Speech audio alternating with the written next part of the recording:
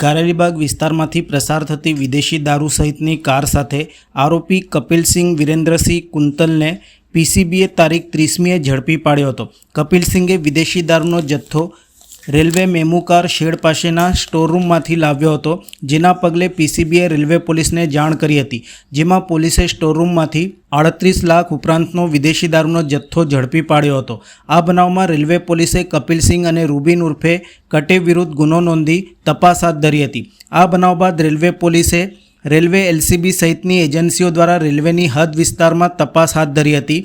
આ દરમિયાનમાં મેમુકાર શેડ નજીક 50 મીટર દૂર જ આવેલી પાણીની ટાંકીમાં છુપાવેલો બિયરનો જથ્થો મળી આવ્યો હતો। આ પાણીની ટાંકીમાંથી 98 પેટી બિયરની પકડી પાડવામાં આવી હતી। આ પાણીની ટાંકીને પણ ખાનગી લોક મારેલું હતું। આથી રેલવે દ્વારા લોક મારવામાં આવ્યું હોવાનું સમજીને કોઈ તે તરફ ધ્યાન જતું ન હતું। જો કે રેલવેની હદમાં આવા કયા સ્થળોએ દારૂ મૂકવામાં આવ્યો છે તેને ઝડપી પાડવા માટે પોલીસે તપાસ હાથ ધરી છે।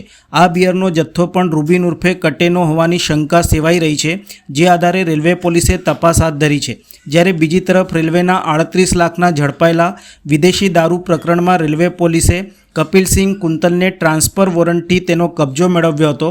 આરોપી કપિલસિંહને કોર્ટમાં રજૂ કરી રિમાન્ડની માંગણી કરતા નામદાર કોર્ટે આરોપીના 2 દિવસના રિમાન્ડ મંજૂર કર્યા હતા।